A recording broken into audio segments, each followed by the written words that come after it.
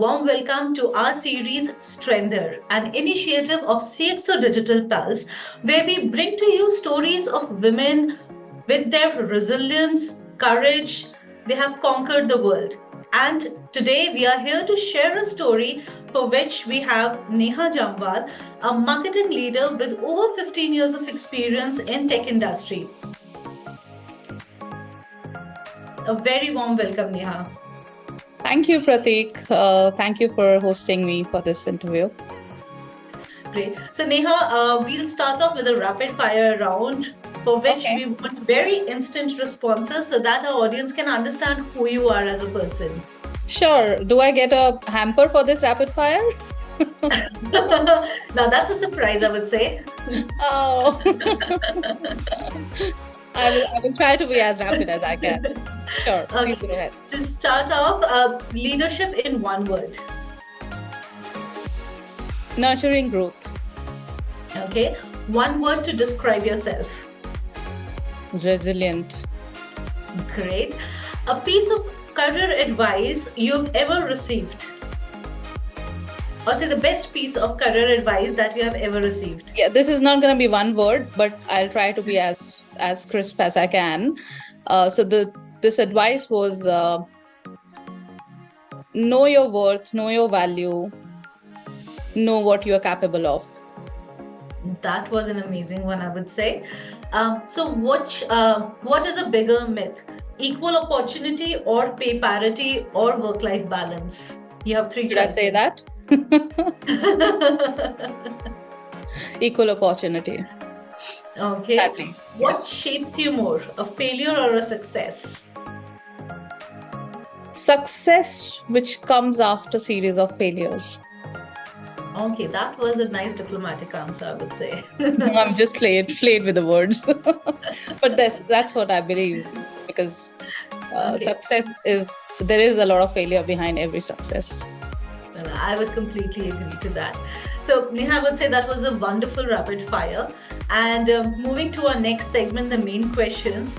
So, Neha, what we understand of you is you come from a city, Amritsar, which right now is definitely a popular one, but was relatively a lesser developed city, if I say 2 decades ago, when you actually moved out of it. And you had a significant transition when you first went to Pune for your higher studies, and then you moved to Mumbai to begin your career journey. So, could you share your thought process behind these moves, the cultural adjustments that you encountered, and how did you navigate these changes? Great question, Pratik, I must say. So thinking of Amritsar, my heart is still in Amritsar. Great city. Almost 2 decades back, I belonged to a family where, it was a big taboo for girls to go to another city for education or jobs. But I was like a dreamer. And very soon I recognized the limitations of my hometown in terms of educational opportunities at that time and the professional growth which I could and I would, expect in my life. So that was one of the reasons. As I said, I was a dreamer. So I dreamed coming to city like Mumbai or working here, making my career in my passion. So that was one of the reasons. And then, a transition, as you mentioned about transition, there were a lot of cultural differences, logistical differences. Moving to Mumbai, which is the most fast-paced city, I've had many learnings. I had to fine-tune with many things in this city, including food and culture and people. The best thing, which I think why I settled and what I adopted, was understanding people, making my connections, building a strong network, which helped me personally and professionally. And very soon I started feeling that I belong here. I learned a few things. One of the best thing which Mumbai teaches you is I learned to manage my time very efficiently. The travel distances were very much like you have to be on the road for 2-3 hours every day. And then you have to juggle between your jobs and your personal life. So when you start in this city, it cramps you, it's very suffocating, but then you learn to be with that, and then you love being here. So that was all about my journey for transitioning from a smaller city to a city like Mumbai. Okay.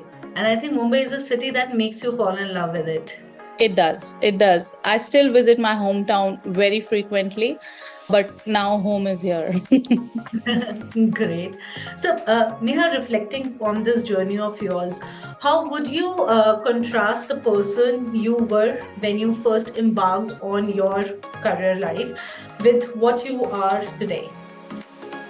So, Pratik, I strongly believe that few of the characteristics would never change in a person, which are part of your personality, which you are born with. Those can be good or bad, and which you carry forward in your life. The only difference is sometimes you realize or recognize that you need to change a few, and then you adapt something better. So when looking back, almost 18 years and 15 years of my work life, I was a very curious person. I was eager to learn. I wanted to adopt as much as I could. Being an extrovert, that helped me. As I mentioned, I made a lot of friends. I was very adaptable. Now I think I'm calmer as a person. Years gives you a lot of learnings, and you also know what in future you need to change and how to change those things. Professionally, I think I'm now more strategic thinker. I'm now thinking in a way where I just don't think of doing something, but I think of end in my mind. Yes, and of course, one of the new latest trait I am adopting is mentorship. Okay. I love to guide and talk or make friends with the new Gen Z people. That's great, I would say. And this would really pave the path for the new gen also, and having a mentor like you would be amazing for them. Thank you. So, Neha, moving to the next question. Gender equality is a hot topic of discussion now. So, what are your views on this, and how would you think it impacts the professional landscape for the women out there? So, Pratik, gender equality, you mentioned very correctly. Most of the time, we are talking about women empowerment.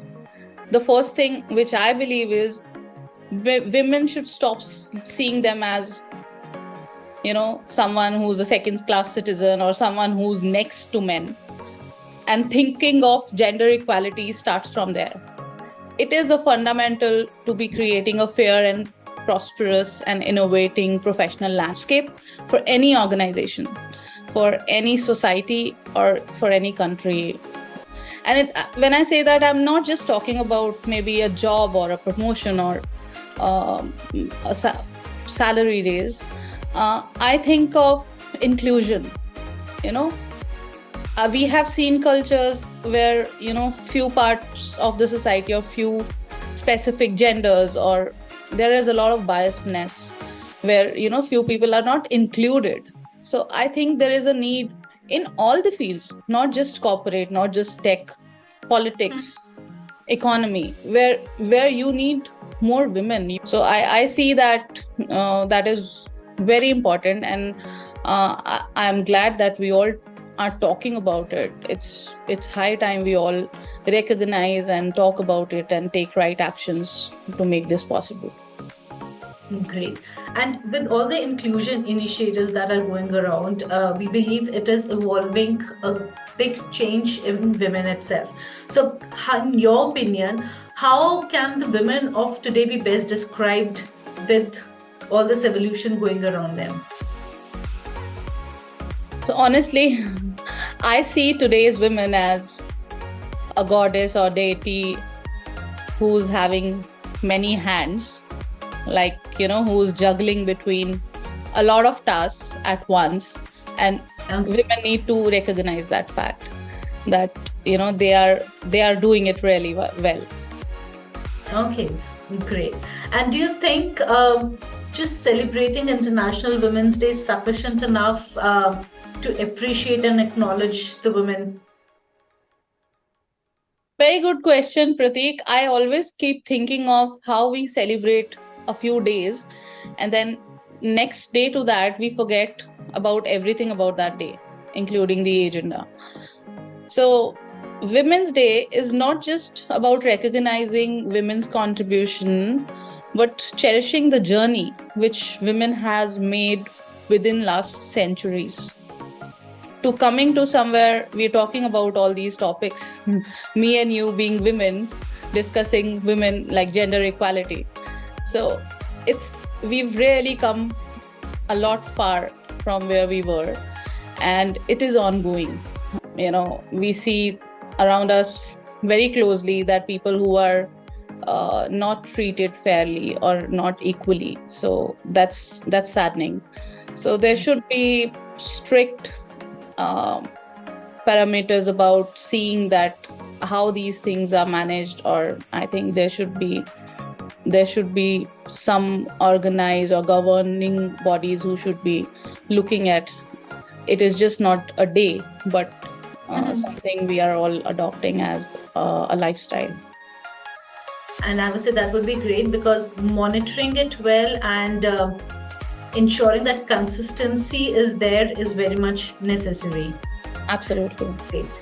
And moving to the last question, Neha, what advice would you give to the Gen Zs as they prepare to enter their corporate life? So be curious, come prepared for a lot of learning, be flexible. Just do not be someone who says that, oh, this is not my KRA, or this is not what I should be doing. I think the only way to learn and grow is to be flexible, to adopt, and to keep seeking opportunities which are all coming your way. Prioritize work-life balance. I think somewhere we have initially missed it. This time never comes back. So you should know that when you have to disconnect, go live your life, have fun. So that is what I would say. That's an amazing advice, I would say, because you should live by the day rather than waiting for tomorrow. Thank you, Neha, for a wonderful conversation, and I'm sure the viewers going to have very insightful key takeaways for themselves. Thank you for being today with us. Thank you so much, Prateek.